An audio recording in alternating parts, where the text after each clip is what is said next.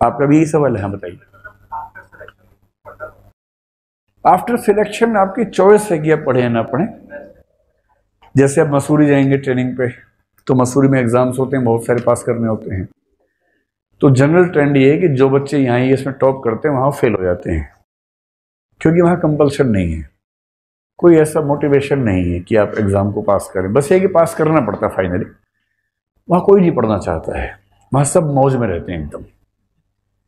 Day 1 से ही programme शुरू हो जाता है वहाँ पर। बीच में तो सरकार ने शायद वहीं एक पब भी खुलवा दिया था एकेडमी के अंदर ही, फिर बंद करना पड़ा, अब बाहर जाना पड़ता है उन लोगों को।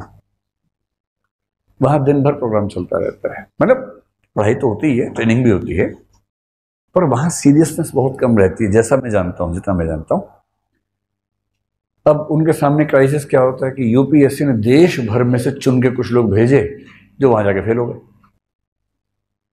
यूपीएससी की इज्जत दांव पे है, भारत सरकार की इज्जत दांव पे है, एकेडमी की इज्जत दांव पे है, तो फिर वो एक सिस्टम है, बच्चे पास हो जाते हैं।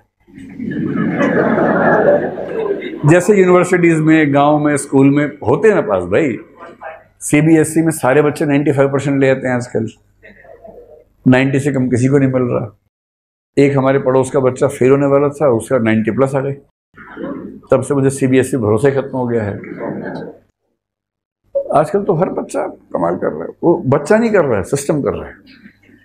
तो फिर वहां क्या करता है कि आखिरी दिन एग्जाम से पहले बच्चों को डांटते हैं, ठीक से एग्जाम देना, चलो हो सकता है एक क्वेश्चन आ जाए ऐसे।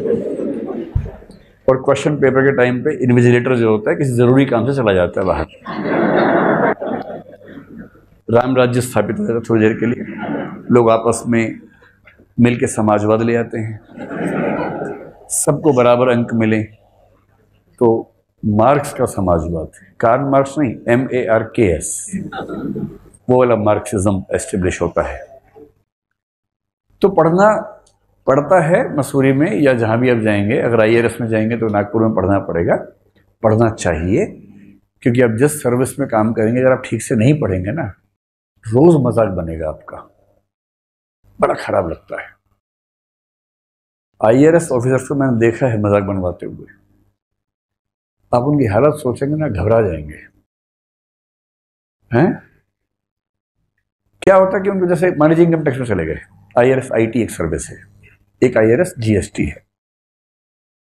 अब if you are in IRS IT and you start your career as an assistant commissioner of income tax, आपको बहुत काम करने हैं, आपको बहुत सारे जो असेसमेंट्स हैं वो करने हैं, नोटिस भिजवाने हैं। किसी ने इनकम टैक्स ठीक से पे नहीं किया, आप नोटिस भिजवाएंगे, उसका रिप्लाई आएगा, उसको पढ़ेंगे, फिर उस पर काम करेंगे। And you also head a court, आपकी कोर्ट होती है। अगर आपके जूनियर ने, जैसे इनकम टैक्स ऑफिसर ने नोटिस जारी किया, एक पेनल्टी लगा दी है, तो जैसे पेनल्टी लगाई है, this person has the right to file an appeal and you are the person to जज the appeal, being in the ACTIT or maybe DCIT when you become DCIT after 2 years, that is Deputy Commissioner of Income Tax। आपने income tax act 1961 ठीक से नहीं पढ़ा। Act इतना है लेकिन उसके इंटरप्रिटेशन और जजमेंट मिला के इतना हो जाता है, वन बेसिक बुक।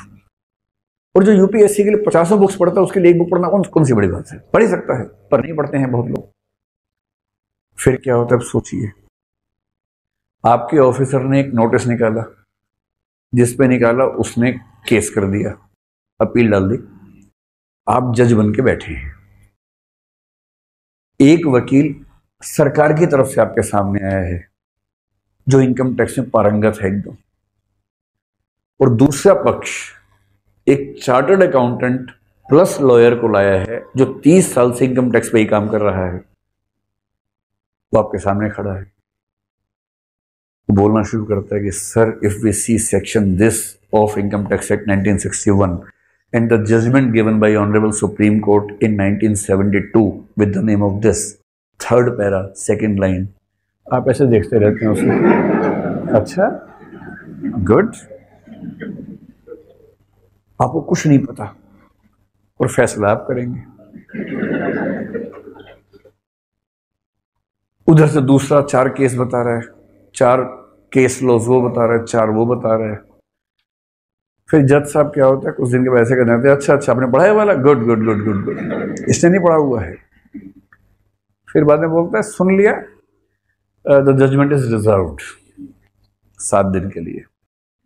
फिर घर जाके पढ़ते हैं सारे केस क्या क्या है भाई, या किसी को हायर करते हैं किसी सीए को कि भैया शाम को आ जाया करो, थोड़ा समझा दिया करो। लोग मजाक बनाते हैं कि यार ऐसे ऐसे IAS आते हैं, पता नहीं कहां से ढूंढ के ले आते हैं। अगर आप नहीं चाहते कि आप ऐसे IAS बने तो पढ़ लेना चाहिए इन एनी सर्विस। आप IPS हैं, आपको IPC नहीं आती है।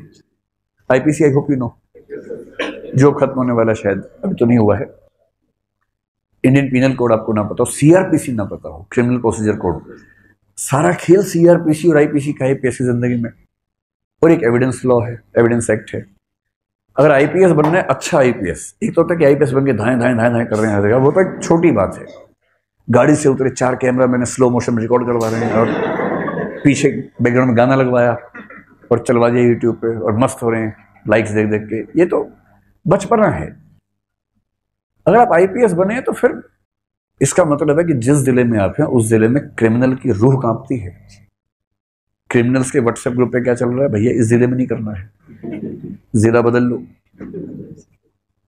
कोई आपसे IPC की बात करना, टिप्स पे होना चाहिए।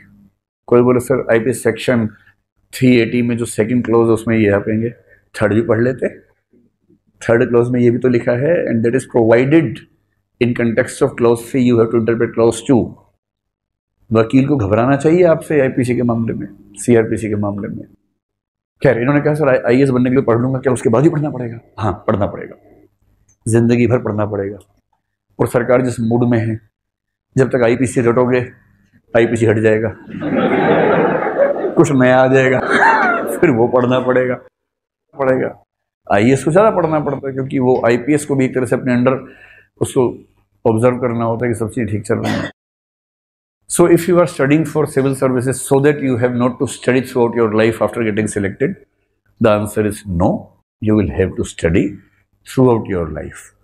और जिंदगी भर पढ़ेंगे तो अच्छे रहेंगे, क्योंकि दिमाग एक्टिव रहने से दिमाग दूर तक चलता है, और नहीं तो डिमेंशिया हो जाता है। डिमेंशिया से बचना है तो जिंदगी भर पढ़ते रहना, बोल बोल के, उससे डिमेंशिया कम होता है।